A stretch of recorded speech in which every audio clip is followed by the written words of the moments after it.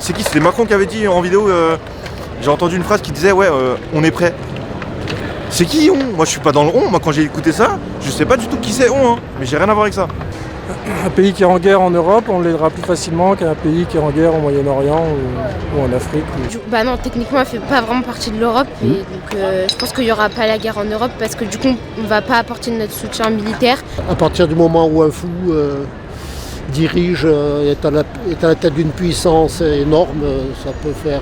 et ses déclarations ne sont pas très rassurantes non plus, donc un fou aux commandes, ça fait toujours un petit frisson dans le dos. Oui. Est-ce que vous pensez que les médias le traitent d'une certaine façon à avantager l'un ou l'autre? Qu'est-ce qu'elle fait les médias pour les guerres qui passaient? Qu'est-ce qu'il a fait? Le photo n'en montre que juste un peu. C'est la vérité. Les choses qui passent pendant la guerre, c'est plus que ça. Il y a 2 poids 2 mesures au niveau des réfugiés, donc ça aussi ça pose un peu un problème de conscience, quoi. Voilà, les Syriens, les Afghans qui viennent, qui ne sont pas très bien accueillis ou un minimum accueillis. Et on voit que là il y a quand même un autre effort de solidarité. C'est question du coup cette différence de traitement, quoi. Oui, c'est plus complexe que c'est pas ennemi, Russie ennemi, tout simplement. Enfin oui, je dis pas que c'est. Je dis pas que je suis d'accord avec ce que Poutine a fait, mais.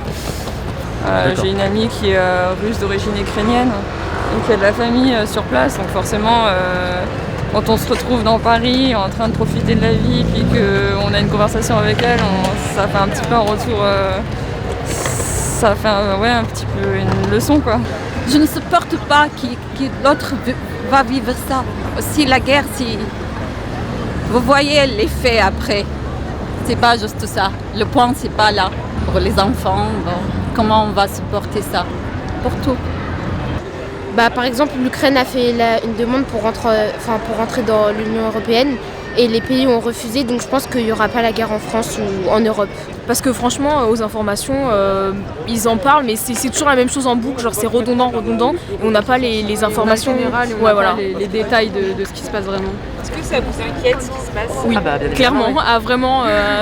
Parce que s'il va, je suis pas très informée ni très à jour, mais s'il va jusqu'à attaquer un pays qui, je sais pas ce qu'il a fait, mais d'après moi n'a rien fait, ça peut retomber sur nous ou quoi. Du coup, moi ça me stresse un peu. Une génération, nous on est nés en 2004, on n'a pas vécu des choses très faciles. Enfin, la crise sanitaire, la pression scolaire et ça, la guerre c'est quelque chose qui nous fait très peur.